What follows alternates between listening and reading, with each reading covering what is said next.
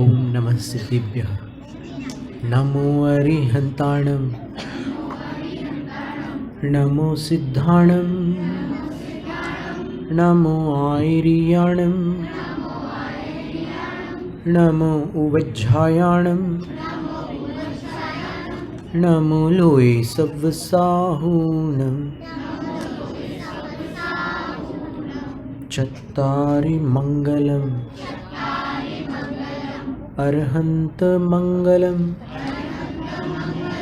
सिद्धमङ्गलं,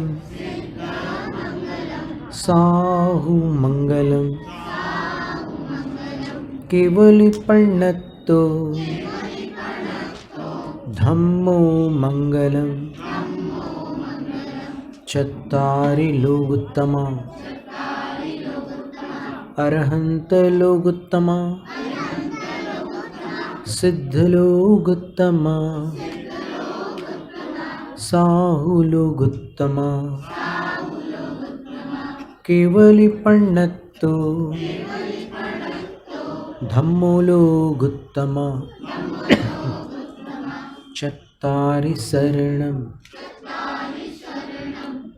शरणं, चत्तारि शरणं पवज्जामि,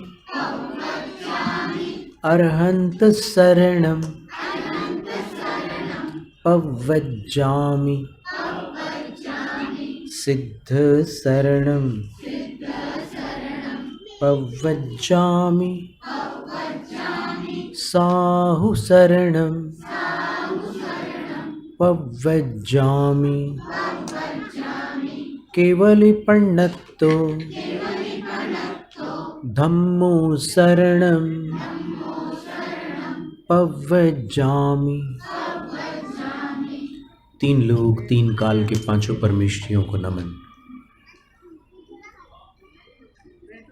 देवादिदेव वर्तमान धर्म तीर्थ शास्त्र नायक तीर्थंकर भगवान वर्धमान महावीर स्वामी को प्रणाम।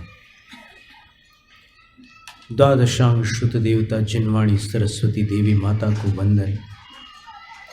पूर्व शताब्दी के ज्ञानी ध्यानी तपस्वी परम श्रद्धेय आचार्य चरित्र चक्रवर्ती शांति सागर मुनिराज को नमोस्तु। दीक्षा शिक्षा गुरु आचार्य श्री विद्यासागर महाराज को नमोस्तु।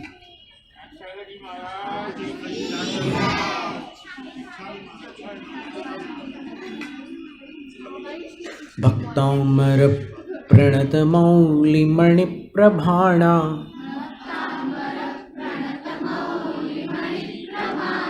मुद्योत कंदलित पाप तमोवितानम, सम्यक प्रणम्य जिनपाद युगं युगादा, वालंबनं भवजले पतताञ्जनानां, यः संस्तुतः सकलवाङ्मय तत्त्वबोधा,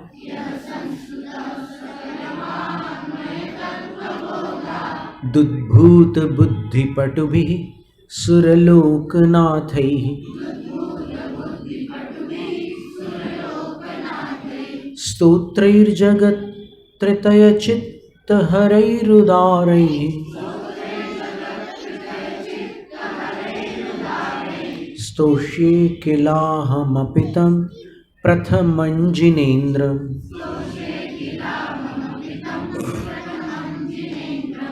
दसवें काव्य से अपन पढ़ते हैं। नात्यद्भुतं भुवन भूषण भूतनाथ,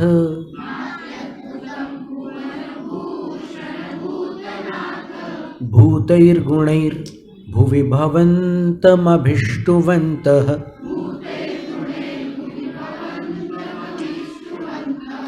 तुल्या भवन्ति भवतो ननु तेन किं वा,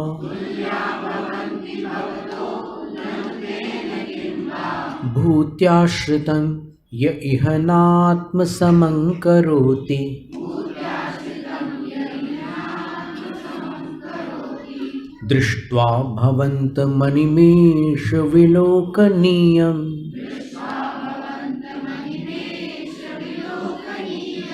नान्यत्र तोषमुपयाति जनस्य चक्षुः।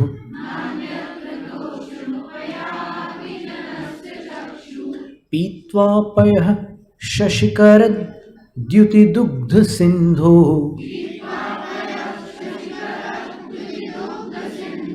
क्षारं जलं जलनिधे रसितुं क इच्छे।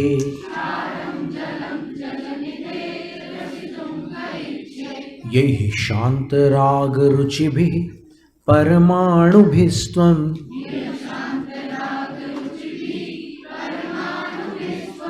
निर्मापितस्त्रिभुवनैकललामभूत।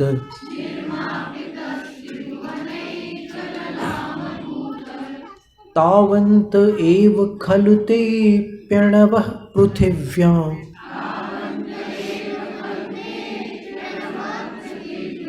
यत्ते समानमपरं न हि रूपमस्ति।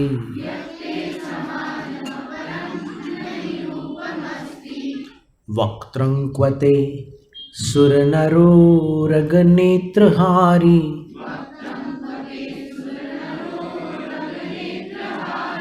निःशेष निर्जित जगत् त्रितयोपमानम्।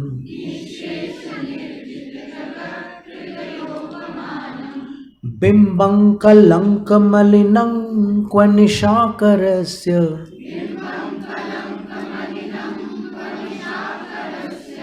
यद्वासरे भवति पाण्डुपलाशकल्पम्।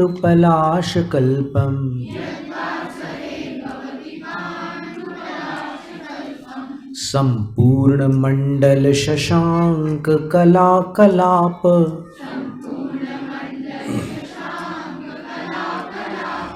शुभ्रागुणास्त्रिभुवनं तव लङ्घयन्ति।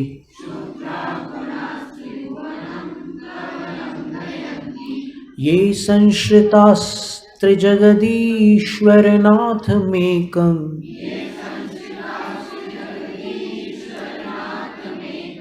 कस्तान् निवारयति संचरतो यथेष्टम्।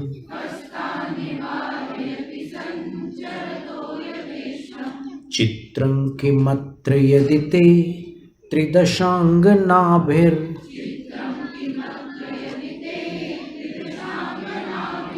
नीतं मनागपि मनो न विकारमार्गम्।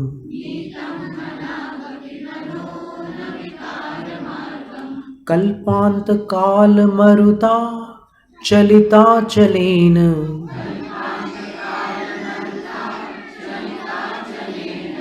किं मन्दराद्रिशिखरं चलितं कदाचित्।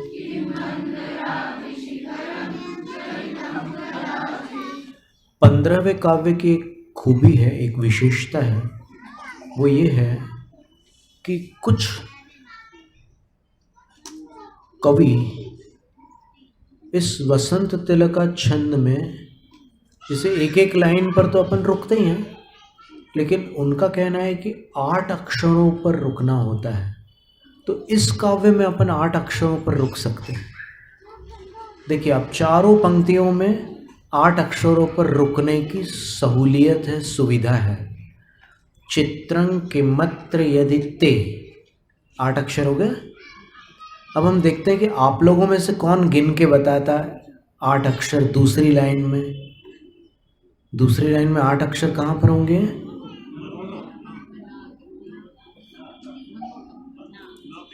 न पे है।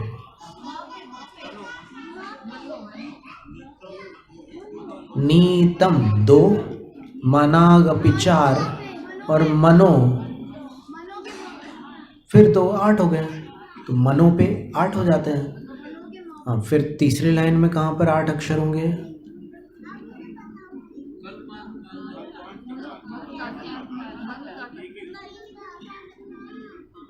कहाँ पर? मरुता, सही बोला आपने, बिल्कुल सही बोला। कल्पांत काल मरुता, यहाँ 8 अक्षर हो रहे हैं।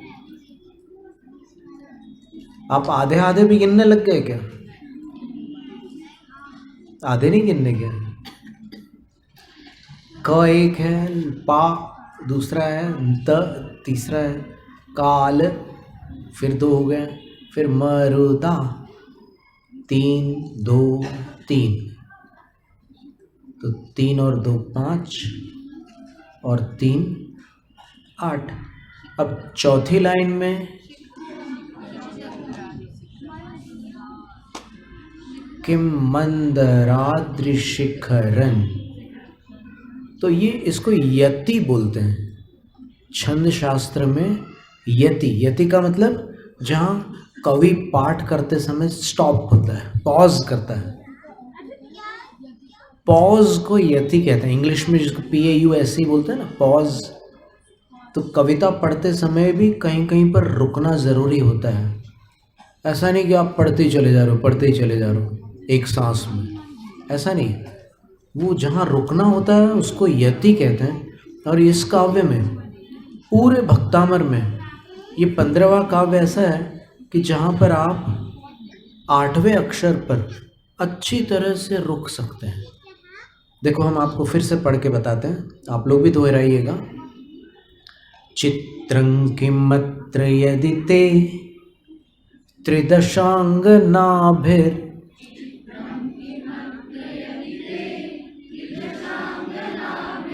नीतं मनागपि मनो न विकार मार्गम। आहा, अपने मनो के बाद न क्यों बोला? उसको रुकना है वहाँ पर। नीतं मनागपि मनो न विकार मार्गम।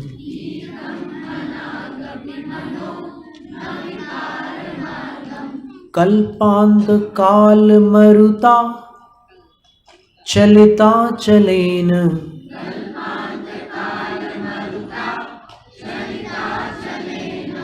किं मंदराद्रिशिखरं चलितं कदाचित्।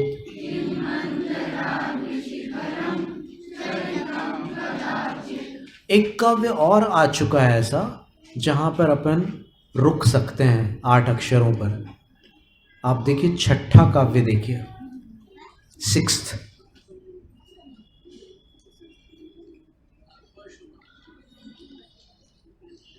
अल्पश्रुतं श्रुतवतां परिहासधाम।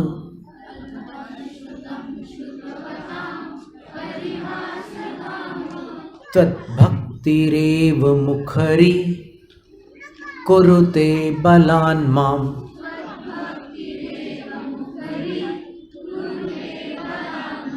यत्कोकिलः किल मधौ मधुरं विरौति।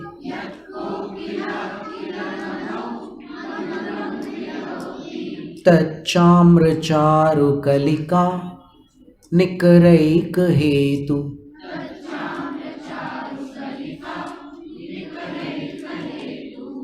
ऐसे कोई काव्य आपको नहीं मिलेंगे जिसमें चारों लाइनों पर, चारों पंक्तियों में 8 अक्षर पर यति हो।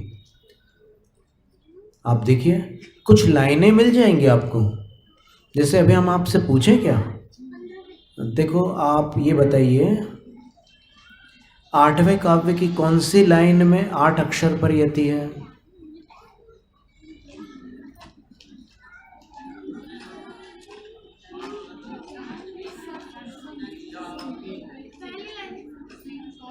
ऐसे कुछ भी बोल दो एकदम तुक्का मार के। पहली लाइन पर कहाँ से हो जाएगी? चौथी में कैसे हो जाएगी? मुक्ता फल द्युति मुपई थी, मुपई, यहाँ 8 अक्षर हो रहे हैं।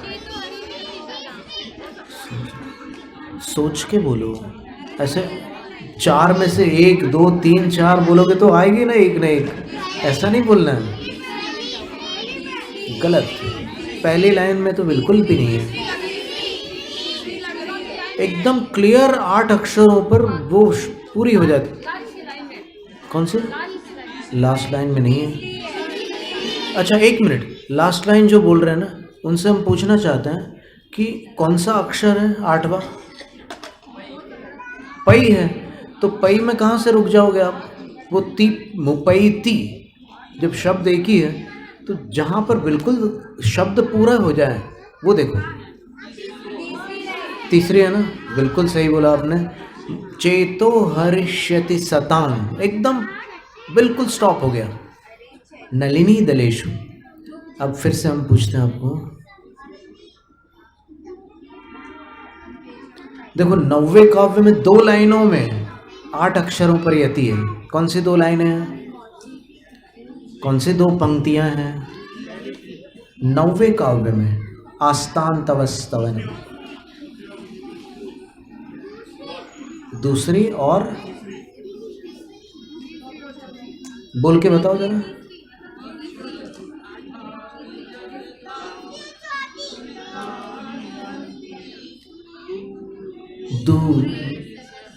दूरे सहस्र किरणः, ये 8 अक्षर हो गए। तत्संकथापि जगताम, ये 8 अक्षर हो गए। और पद्माकरेषु जलजा, ये 8 अक्षर हुए, लेकिन शब्द पूरा नहीं हुआ। तो दूसरी और तीसरी लाइन ये सही उत्तर है। इसके बाद 10वें काव्य में कौन सी लाइन है? एक ही लाइन है। 10वें काव्य में कौन सी लाइन है?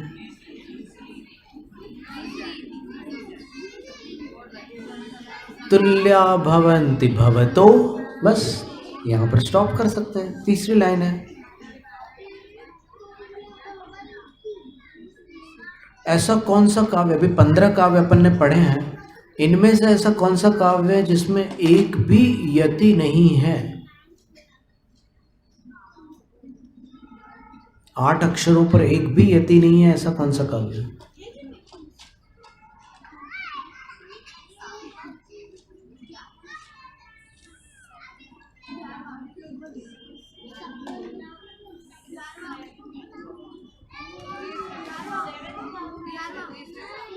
जल्दी मत करो।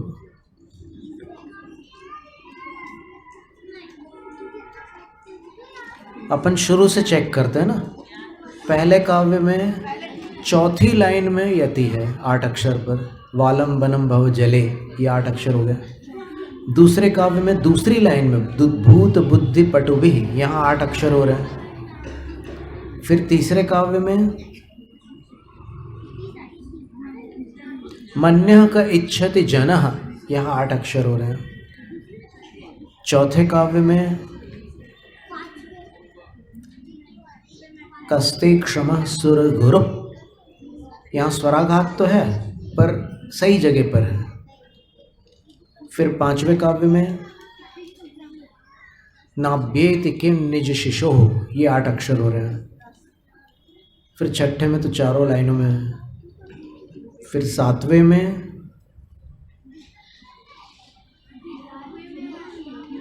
सातवें में कहीं भी यति नहीं मिलेगी आपको 8 अक्षर पर। तत्संस्तवेन भव सन, ये 8 अक्षर हुए पर शब्द पूरा नहीं हुआ। पापं क्षणात् क्षय मुपई, ये 8 अक्षर हुए, शब्द पूरा नहीं हुआ। आक्रांत लोक मलिनी, शब्द पूरा नहीं हुआ। सूर्यांशु भिन्न में वशार, यहाँ भी शब्द पूरा नहीं हुआ। तो इसमें एक भी यति नहीं है 8 अक्षर पर। फिर 8वें काव्य में तो देख ही लिया था अपन ने, चेतो हरिष्यति सताम। 9वें में भी देख लिया था, दूरे सहस्र किरण। 10वें में तुल्या भवन्ति भवतो। 11वें में क्षारं जलं जल निधे, यहाँ पर यति है। 12वें में यही शांत राग रुचि भी, यहाँ 8 अक्षर हो रहे हैं। यत्ते समान मपरम, यहाँ फिर से 8 अक्षर हो रहे हैं। फिर 13वें काव्य में निशेष निर्जित जगत बिंबं कलंक मलिनम, यहाँ पर 8 अक्षर हो रहे हैं। 14वें में शुभ्रा गुणास्त्रिभुवनम, यहाँ 8 अक्षर हो रहे हैं। और 15वें में पूरे में 8 अक्षरों पर यति है। अब चलिए आगे बढ़ते हैं अपन। 16वां काव्य है निर्धूम वर्तिरपवर्जित तैलपूरः।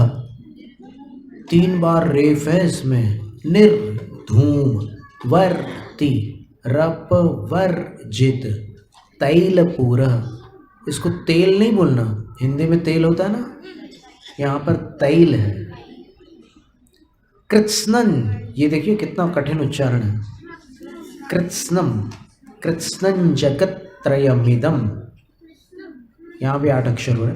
प्रकटीकरोषि गम्यो न जातु मरुतां चलिताचलानां दीपोपरस्त्वमसि नाथ जगत प्रकाशः। अब लय में पढ़ेंगे। निर्धूम वर्तिरपवर्जित तैलपूरः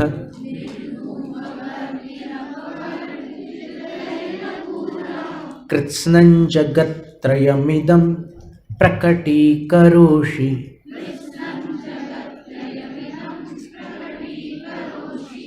कृत्स्नं को और अच्छा बोलो। कृत्स्नं जगत्त्रयमिदं प्रकटीकरोषि।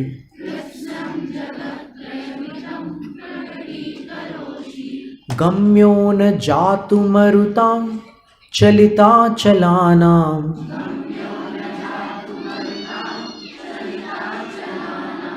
दीपोपरस्त्वमसि नाथ जगत प्रकाशः।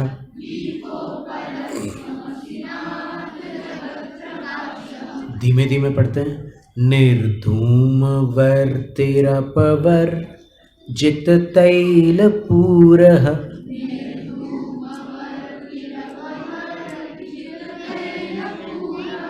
कृत्स्नं जगत्त्रयमिदं प्रकटीकरोषि।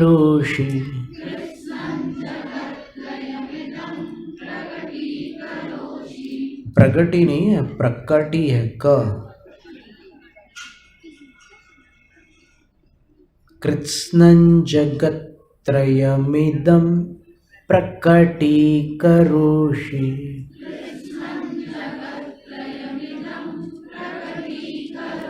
प्रगति नहीं है, प्रकटी है। गम्यो न जातु मरुतां चलिताचलानां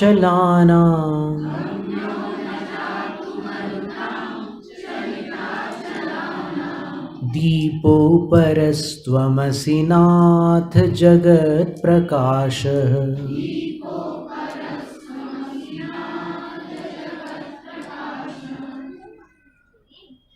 हे नाथ, फिर से 8वें काव्य में नाथ आया था ना, मत्वेति नाथ। यहाँ 16वें काव्य में 8 + 8 दोबारा नाथ आ गया। हे नाथ, त्वम अपर दीप असि। आप अपर यानी कोई दूसरे ही अनोखे दीपक हैं। कैसे दीपक हैं? जगत प्रकाश, सारे जगत को प्रकाशित करने वाले आप कोई अनोखे दीपक हैं। क्यों? तो पहली लाइन में देखिए, निर्धूमवर्ती, क्योंकि आप में धुआं नहीं निकलता, दीपक में धुआं निकलता है। आप में वर्ती यानी बाती नहीं लगाई जाती, दीपक में बाती लगानी पड़ती है। और अपवर्जित तैलपूर, आप में तेल नहीं भरना पड़ता और दिए में तेल भरना पड़ता है। और इदम कृत्स्नं जगत्त्रयम्, इस कृत्स्न, कृत्स्न का अर्थ होता है संपूर्ण, इस संपूर्ण जगत्त्रय को, त्रिलोक को प्रकटीकरोषि, आप प्रकाशित कर देते हैं। और दीपक, दीपक थोड़े से स्थान को प्रकाशित करता है। एक कंजूस की कथा आती है, परिग्रह पाप की कथा में एक आती है कि एक लुब्धक सेठ था, पिण्याक गंध उसका नाम था। वो इतना कंजूस था कि रात को अपने घर दिया नहीं जलाता था। उस टाइम तो बिजली थी नहीं, तो लोग घरों में दिया जलाते थे। तो वो अपने घर दिया नहीं जलाता था, पड़ोसी जो दिया जलाता था ना, उसका प्रकाश अपने यहाँ लेने के लिए उसने अपने घर के एक कोने में, जहाँ से उसका दीपक का प्रकाश आईने पर पड़ सकता है, वहाँ एक आईना लगा रखा था। वो आईना भी कहीं से टूटा हुआ उसको मिल गया था, वो भी उसने खरीदा नहीं था। महाकंजूस की कहानी है वो, कभी कभी देखेंगे, अगर यहाँ पर कोई ऐसा प्रसंग निकलेगा तो आप बच्चों को सुना देंगे। तो वो आईना ऐसे लगाता था तो उस आईने में वो दीपक का प्रकाश इस घर में भी आ जाता था, ऐसी उसकी चतुराई थी। और वो अपने बच्चों से बोलता था कि ठंड के समय देखो ये स्किन फट जाती है, त्वचा वो हो जाती है, रूखी हो जाती है, तो फिर अपने को तेल या घी लगाकर पैसे बर्बाद नहीं करना है। बाजू वाले बच्चे जब तेल घी लगा करके बाहर निकले ना, तो तुम लोग उनके साथ कुश्ती कर लिया करो, तो पूरे तेल लग जाएगा। ऐसी और भी बहुत सारी बातें थी उसकी, पर अंत में राजा ने पकड़ लिया उसको कि ये बहुत बदमाश आदमी है, तो फिर राजा ने उसको दंड दिया था, सज़ा दी थी। दंड का मतलब सज़ा होता, पनिशमेंट। तो आप तीनों जगत को प्रकाशित करते हो, ऐसे दीपक हो।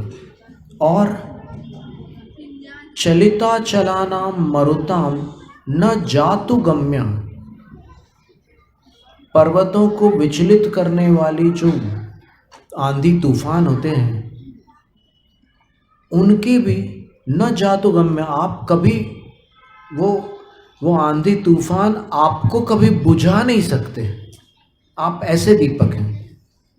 और साधारण दीपक को कौन बुझा देता है? मनुष्य के वस्त्र की वायु भी, अगर किसी ने ऐसे, किसी के वस्त्र ऐसे नीचे ऐसे जा रहे हो, लहरा रहे हो, और वो दीपक के बाजू से निकल जाए, तो वस्त्र की वायु से भी दीपक की लौ थरथराती है और फिर बुझ भी जाता है दीपक। जबकि भगवान एक ऐसे दीपक हैं जिनको आंधी तूफान भी नहीं बुझा सकते। धुआं बत्ती तेल बिना भी ज्योति जले तव आत्माधीन, जिसके कारण हो जाता यह त्रिभुवन सारा तिमिर विहीन। गिरिविध्वंसक चक्रवात से कभी न बुझती है तव ज्योत, नाथ आप हैं दीप अनूठे, जिसका है जग में उद्योत। जय जय आदिश्वर स्वामी,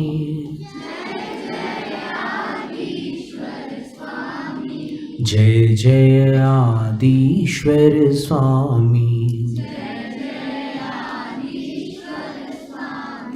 जय जय आदिश्वर स्वामी,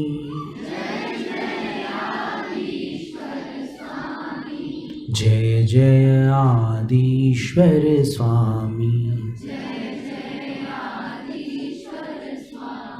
अब दीपक की बात हो गई, अब सूरज की बात और सुन लो। आचार्य मानतुंग स्वामी भक्तामृत स्तोत्र में, नास्तं कदाचित् उपयासेन राहुगम्यः, नास्तंक कदाचित् उपयासे, अंक जैसा उच्चारण, स्पष्टीकरोषि सहसा युगपज्जगन्ति, नाम्भोधरोदर निरुद्ध महाप्रभावः, सूर्यातिशायि महिमासि मुनीन्द्र लोके, नास्तं कदाचिदुपयासेन राहुगम्यः,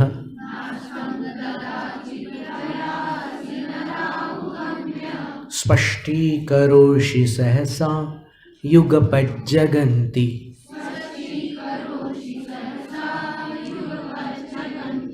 नाम्भोधरोदर निरुद्ध महाप्रभावः,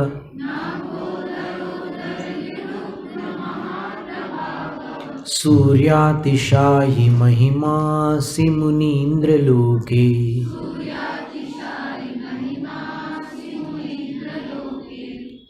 नास्तं कदाचिदुपयासि न राहुगम्यः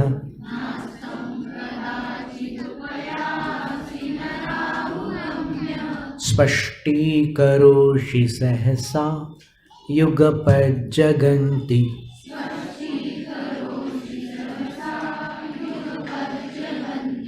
नाम्भोधरोदरनिरुद्ध महाप्रभावः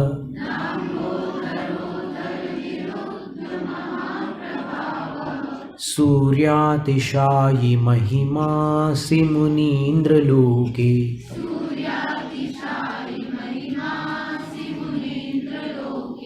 इस काव्य की कौन सी पंक्ति में 8 अक्षरों पर यति है?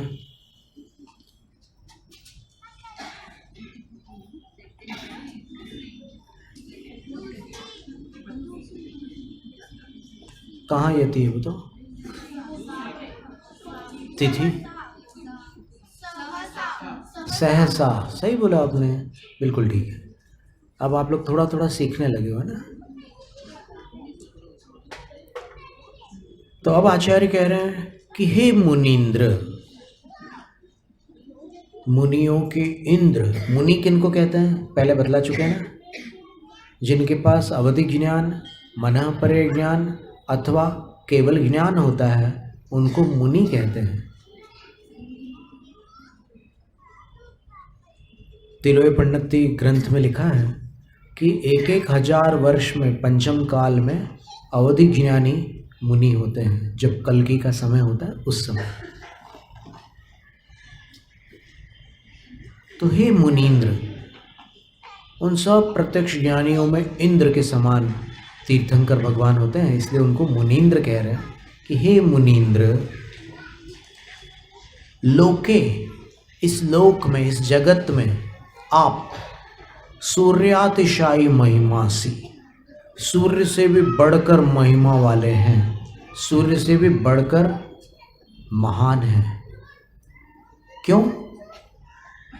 तो बोलते हैं कि अस्तम कदाचित न उपयासे, आप कभी अस्त को प्राप्त नहीं होते।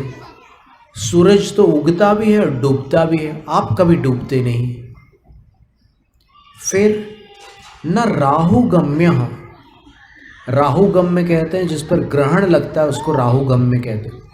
तो सूरज पर ग्रहण लगता है ना, एक्लिप्स, तो भगवान आदिनाथ पर ग्रहण नहीं लग सकता, तो इसलिए ये भी एक बड़ा फर्क है। और सहसा, हंसी हंसी में, बड़े सरलता से, अनायास, बिना किसी परिश्रम के आप युगपथ एक साथ जगंती, 3 जगत को स्पष्टीकरोषि, स्पष्ट कर देते, प्रकाशमान कर देते, प्रकाशित कर देते हैं। तीनों जगत को आप एक साथ प्रकाशित कर देते हैं बड़ी सरलता से। और क्या विशेषता है आप में? नाम्भोधरोदर निरुद्ध महाप्रभावः, किसी भी जलवाची शब्द में धर जोड़ दो तो वो बादलवाची हो जाता है।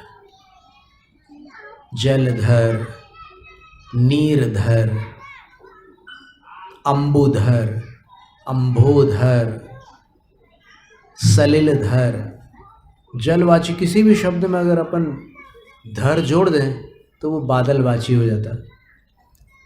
अथवा अगर द लगा दें, जलद, अंबुद, तो भी बादलवाची हो जाता है। और जलवाची किसी शब्द के बाद यदि धी, निधि और राशि ये लगा दें तो समुद्रवाची हो जाता है। जलधि, जल निधि, ये समुद्रवाची हो गया। जल राशि समुद्र हो गया। नीरधि, नीर निधि, नीर राशि, ये भी समुद्रवाची हो गया। तो यहाँ पर कौन सा शब्द आया? अंबोधर। अंबस का अर्थ पानी होता है, तो जल को धारण करने वाला जो बादल है उसके उदर में, उदर का अर्थ होता है उसका मध्य भाग, बीच वाला हिस्सा। तो बादल के मध्य भाग में निरुद्ध महाप्रभाव, रुक गया है महान प्रभाव जिसका, सूर्य का प्रभाव बादलों में ढक जाता है। आपने कई बार देखा होगा जब बादल छा जाते हैं, कभी कभी तो एकदम घनघोर अंधेरा हो जाता है बादल छा जाते तो। उत्तर प्रदेश में कई बार ऐसा होता है कि इतना 11 बजे गाड़ियों की लाइट्स चालू करनी पड़ी थी, ऐसी स्थिति भी आ चुकी है उत्तर प्रदेश में। और एक दिन की बात है जब हम अयोध्या से श्रावस्ती की ओर विहार कर रहे थे, उस समय वाराणसी से अयोध्या, अयोध्या से श्रावस्ती, ऐसा विहार हुआ था। वाराणसी में 4 तीर्थंकरों की जन्मभूमि थी। बता दें हम अभी, या फिर कभी? अभी मूड है आपका सुनने का? तो वाराणसी में सारनाथ नाम का जो स्थान है, वहाँ पर श्रेयांसनाथ भगवान की जन्मभूमि है। सारनाथ, और तीर्थंकर भगवान का नाम श्रेयांसनाथ। सारनाथ में जन्म है, वाराणसी, बनारस। फिर एक चंद्रपुरी है, वहाँ चंद्र भगवान का जन्म हुआ, वहीं वाराणसी में, गंगा नदी के किनारे। गंगा नदी में मगरमच्छ भी है, लेकिन वो मगरमच्छ कभी घाट पर नहीं आते, क्योंकि वहाँ जितने भी साधु संत लोग रहते हैं ना, सन्यासी लोग, उन्होंने मंत्रित करके रखा है वो क्षेत्र। तो ऐसे कुछ मंत्रों से उन्होंने मंत्रित करके रखा है, तो वो सांप, वो मगरमच्छ जो है उस लाइन को क्रॉस करके अंदर नहीं आ सकते। जैसे हमने एक दिन बताया था ना कि वो गोकुल भाई जब ईडर की पहाड़ी पर ध्यान करने बैठे थे, तो उनने अपने चारों तरफ एक ऐसे लाइन खींच दी थी मंत्र पढ़ करके। तो वो चीता दूर बैठा रहा दूसरी चट्टान पर, लेकिन उस लाइन के अंदर नहीं आया था। आचार्य शांति सागर महाराज जी का भी ऐसे ही हुआ था कि एक बार विहार करते करते किसी ऐसे स्थान पर पहुंच गए वो, जहाँ पर लोग बोल रहे थे कि महाराज यहाँ नहीं रुकना है, अपने को थोड़ा आगे चलना, थोड़ा चलना है। तो आचार्य जी बोले, क्या तुम लोग थोड़ा थोड़ा बोल रहे हो, यहाँ तो अंधेरा होने आ गया, अब हम नहीं जाएंगे कहीं। तो फिर वो श्रावक आपस में बोलते कि कौन रुकेगा साथ में, यहाँ तो शेर आता है, क्या हुआ? तो आचार्य से पूछे कि क्या खुसर पुसर कर रहे हो? बोले, अरे महाराज जी यहाँ पर शेर आता है रात में। तो बोले ठीक है, चिंता मत करना।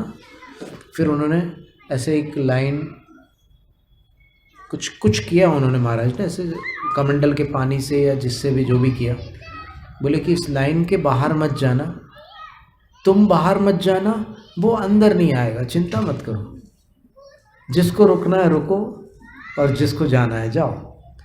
तो फिर सब लोग आपस में बोलते, तुम परम मुनि भक्त हो यार, तुम रुक जाओ। बोले खूब मना करके फिर एक जन को रोक लेते हैं वो। और फिर आचार्य से बोलते हैं कि डरो मत, शेर आया वहाँ रात में और फिर उस लाइन के अंदर नहीं आया वो। देखो कितनी मर्यादा का पालन करते हैं ये जानवर लोग। वो मगरमच्छ उस लाइन के अंदर नहीं आते, शेर इस लाइन के अंदर नहीं आते, चीता भी उस लाइन के अंदर नहीं आता। तो जिन्होंने बहुत अच्छे से आराधना की है नमोकार मंत्र आदि की, तो वो अगर पानी में नमोकार मंत्र पढ़ करके ऐसी लाइन कर देते हैं, तो उस लाइन को क्रॉस करके वो जानवर आकर के अपने को तकलीफ नहीं पहुंचाते। नहीं, ये घटना कहीं और की है। द्रोणगिरि में तो उनके पास आकर के बैठ गया था महाराज के, वो तो हम पहले बतला चुके हैं, वो दूसरी घटना थी। तो 4 जन्मभूमियाँ हैं ना वाराणसी में, 4 तीर्थंकरों की जन्मभूमियाँ 2 बता चुके हैं हम। एक कौन सी थी, कौन सी, नाम क्या था भूमि का? सारनाथ। नाथ नाथ मैचिंग है ना, श्रेयांसनाथ, सारनाथ। फिर चंद्रप्रभ भगवान की कौन सी थी? चंद्रपुरी। तो चंद्र और चंद्र वहाँ से मैचिंग है। फिर इधर पार्श्वनाथ भगवान की भूमि जो है भेलूपुर है, भेलूपुर पार्श्वनाथ भगवान की जन्मभूमि है। और सुपार्श्वनाथ भगवान की भूमि जो है वो है भदैनी। भदैनी, भ और द में ऐ की मात्रा, भदैनी, फिर न में बड़ी ई की मात्रा। तो हे भगवान, आपका प्रभाव बादलों में ढक नहीं सकता, जबकि सूर्य का प्रभाव बादलों में ढक जाता है।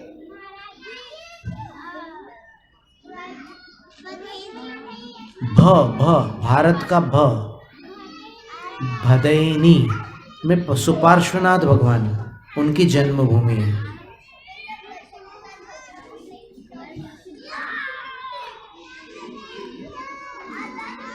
तो ये सारी कमियां आपके अंदर नहीं है, इसलिए आपकी महिमा सूर्य से बढ़ करके है। ये अर्थ हो गया इस काव्य का। इस लोक में आप सूर्य से बढ़कर महिमावान हैं। कभी अस्त को प्राप्त न होते, नहीं राहु के बनते ग्रास।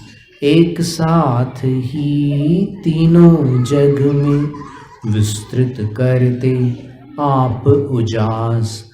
रोक न पाते बादल भी तव सुसर्व प्रकाशक महाप्रभाव। रवि से बढ़कर है महिमायुत, हे मुनीन्द्र तव क्षायिक भाव। क्षायिक केवल ज्ञान है, उसका प्रभाव है। जय जय आदिश्वर स्वामी, जय जय आदिश्वर स्वामी, जय जय आदिश्वर स्वामी, जय जय आदिश्वर स्वामी।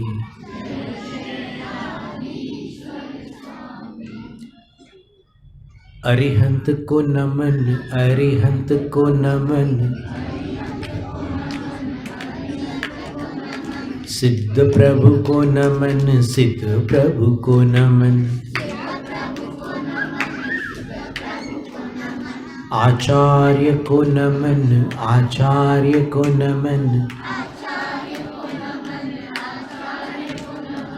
उपाध्याय को नमन, उपाध्याय को नमन। सर्व साधु को नमन, सर्व साधु को नमन। ये है मेरे पंच गुरु, इनको सदा नमन। इनके नमन से हो मुक्ति पथ पे गमन। इनकी ही भक्ति में हो मेरे मन वचन। अरिहंत जय जय, सिद्ध प्रभु जय जय। साधु जन जय जय, जिन धर्म जय जय। अरिहंत मंगल, सिद्ध प्रभु मंगल। साधु जन मंगल, जिन धर्म मंगल। अरिहंत उत्तम, सिद्ध प्रभु उत्तम। साधु जन उत्तम, जिन धर्म उत्तम। अरिहंत शरणा, सिद्ध प्रभु शरणा। साधु जन शरणा, जिन धर्म शरणा। चार शरण अघहरण जगत में, और न शरणा हितकारी। जो जन ग्रहण करे वे होते, अजर अमर पद के धारी, नमस्कार श्री अरिहंतों को, सिद्धि प्रदाता सिद्धों को,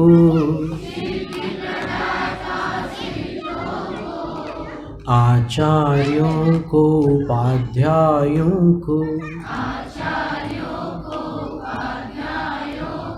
सर्वलोक के संतों को।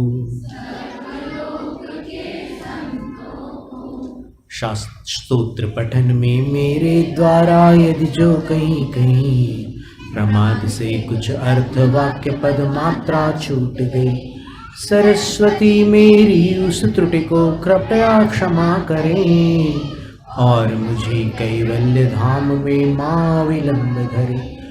वांछित फलदात्री चिंतामणि सदृश मात तेरा, वंदन करने वाले मुझको मिले पता मेरा। बोधि समाधि विशुद्ध भावना आत्म सिद्धि मुझको मिले और मैं पा जाऊं मां मोक्ष महासुख।